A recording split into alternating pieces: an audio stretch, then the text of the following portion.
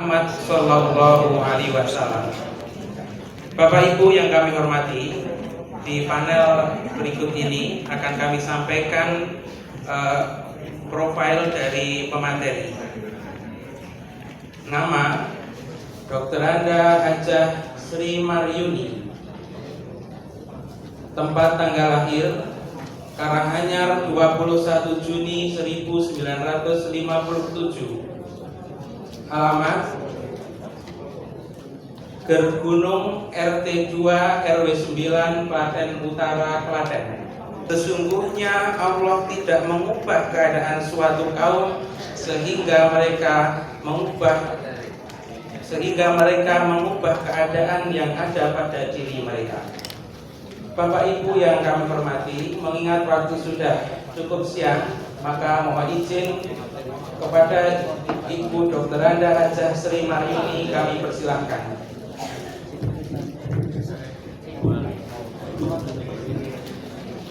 Assalamualaikum warahmatullahi wabarakatuh. A'udzu billahi minasyaitonir rajim. Bismillahirrahmanirrahim. Innal hamdalillah nahmaduhu wa nasta'inu wa nastaghfiruh wa na'udzu billahi min shururi anfusina wa min sayyiati a'malina. May yahdihillahu fala mudilla lahu wa may yudlil fala hadiya lahu.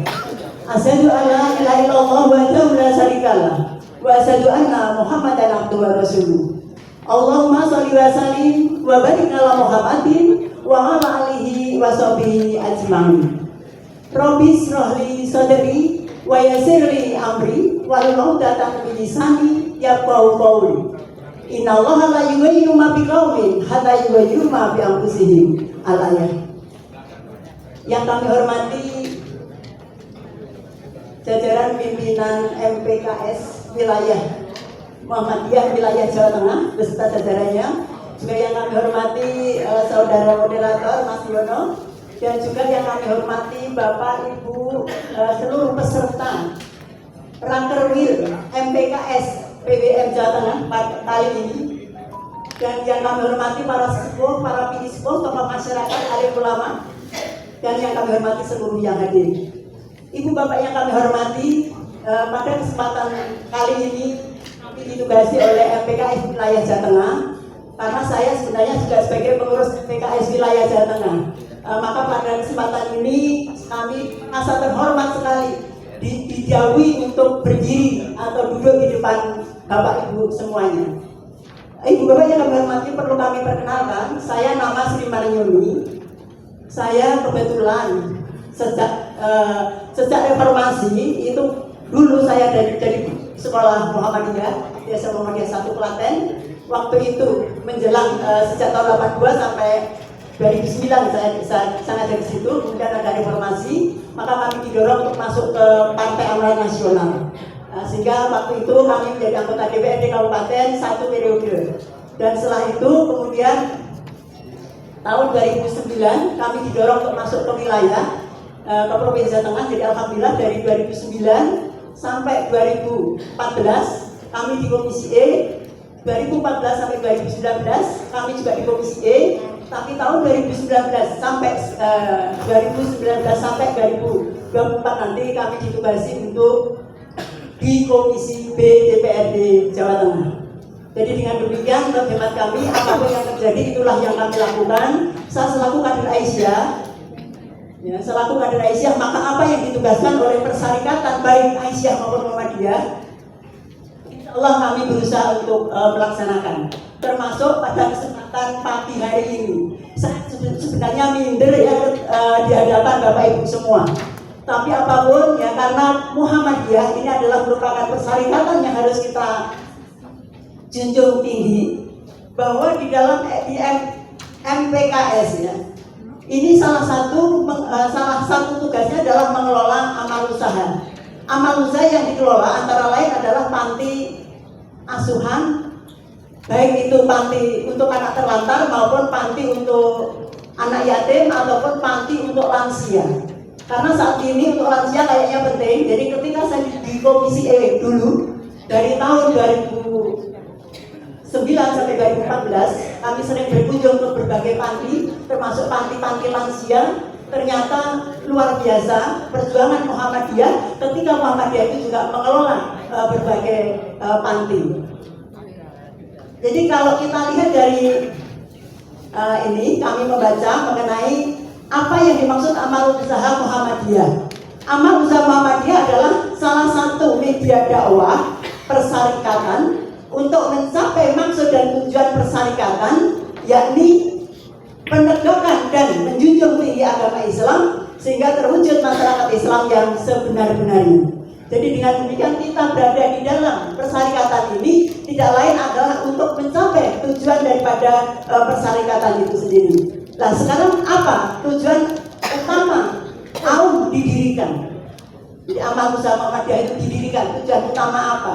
Amal usaha Muhammadiyah didirikan untuk memperjuangkan maksud dan tujuan organisasi dengan selalu menggalakkan atau mengembangbiakkan serta mendorong semua anggota untuk mencintai atau menyenangi semua kegiatan yang bertujuan untuk menegakkan ajaran agama Islam. Ini kalau saya baca mengenai tujuan daripada amal usaha itu didirikan, termasuk yang dikelola oleh MPKS, Bapak Ibu semuanya. Kemudian kalau ada pertanyaan, Muhammadiyah itu alirannya apa? Ternyata Muhammadiyah itu adalah organisasi Islam reformis. Muhammadiyah merupakan gerakan Islam yang berpatokan pada Al-Quran dan Sunnah. Secara umum, arti Muhammadiyah adalah umatnya Nabi Muhammad. Maka kita selalu mengikuti sunnah yang diajarkan oleh Rasulullah Muhammad SAW. Kemudian sifat-sifat Muhammadiyah itu apa? Kepribadian Muhammadiyah adalah penguatan kader persyarikatan, yakni beramal dan berjuang untuk perdamaian dan kesejahteraan, memperbanyak kawan dan mengamalkan ukhuwah Islamiyah, lapang dada, luas pandangan dengan memegang teguh ajaran Islam, bersifat keagamaan dan kemasyarakatan. Jadi dengan demikian kalau kita kaji tentang dengan adanya AUM yang didirikan oleh Muhammadiyah, khususnya kalau kita adalah AUM sosial, ya, AUM sosial. Jadi termasuk rumah sakit, termasuk AUM sosial, panti juga termasuk AUM sosial. Maka dengan demikian melalui AUM itulah kita mencoba untuk berdakwah Islamiyah amar ma'ruf nahi munkar. Ya kebetulan saya dulu sedikit belajar mengenai AUM Panti Aswad ini, karena kebetulan saya dulu di Aisyah daerah Kabupaten Klaten, ini tempat pendekatan juga ada. Dulu saya pernah menjadi ketua MPKS Aisyah daerah Kabupaten Klaten. Jadi tentang perpantian bagaimana saya belajarnya dari Aisyah daerah Kabupaten Klaten. Dan di Klaten pada waktu itu bukan hanya punya panti yang tinggal mungkin di panti, tetapi di Klaten itu banyak anak-anak non panti. Anak-anak non panti itu banyak. Jadi anak yatim ikut orang tuanya, tetapi yang membiayai Aisyah, terutama Aisyah cabang yang banyak aktif. Jadi Klaten itu ada 26 cabang. Jadi 26 cabang ini aktif untuk bergerak, ya.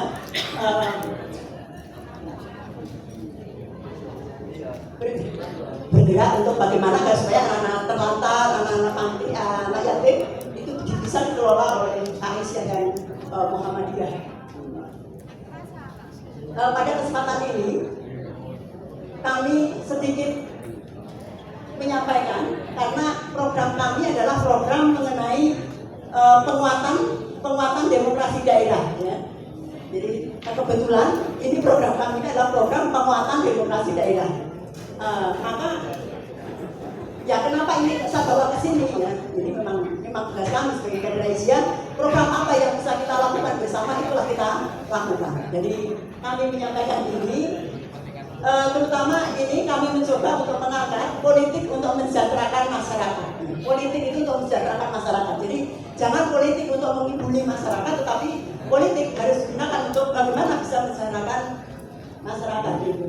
Nah, hakikat politik secara terminologi politik dapat diartikan sebagai macam-macam kegiatan dalam suatu sistem politik negara yang menyangkut proses menentukan tujuan dari suatu sistem dan melaksanakan tujuan-tujuan tersebut. Jadi politik itu mestinya bagaimana tujuan negara itu bisa menjadi baik. Kemudian politik adalah interaksi antara pemerintah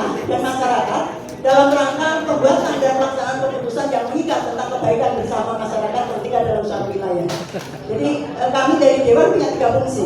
Ada fungsi legislasi, membuat peraturan perundang-undangan. Kalau di provinsi Perda. Kemudian fungsi yang kedua adalah fungsi anggaran, dan fungsi yang ketiga adalah kontrol. Nah, maka dengan demikian, ketika menyusun Perda, kalau kita masuk di ranah politik, insya Allah pernah di Jawa Tengah itu akan menyusun Perda tentang larangan membeli orang minta-minta di lampu merah. Saya tidak setuju. Kenapa saya tidak setuju? Saya lihat undang-undangnya, ternyata kalau karena larangannya, kalau ngasih kepada orang, kita ngasih 500 rupiah, kita bisa kena denda 2.000 rupiah. Kena 2 juta ya, 2 juta Pak. Dulu rencananya, kalau kami untuk undang-undangnya, itu nanti kena dendanya 2 juta. Ngasihnya 500, tapi kena denda 2 juta. Berarti saudara kami kan akan kesulitan semua. Padahal dalam ajaran Islam kan kita ngasih orang minta kita kasih. Tetapi ternyata kita ngasih itu malah denda. Maka bagi kami itu nggak menyehatkan. Kami konsultasikan kepada teman-teman Asia, teman-teman Muhammadiyah dan para akademisi bagaimana ini. Yang baiknya nggak usah. Akhirnya kami tidak setuju. Kalau kami setuju, saudara kita yang terkena denda, saudara kita suka memberi, tetapi ternyata dengan memberi kena sanksi.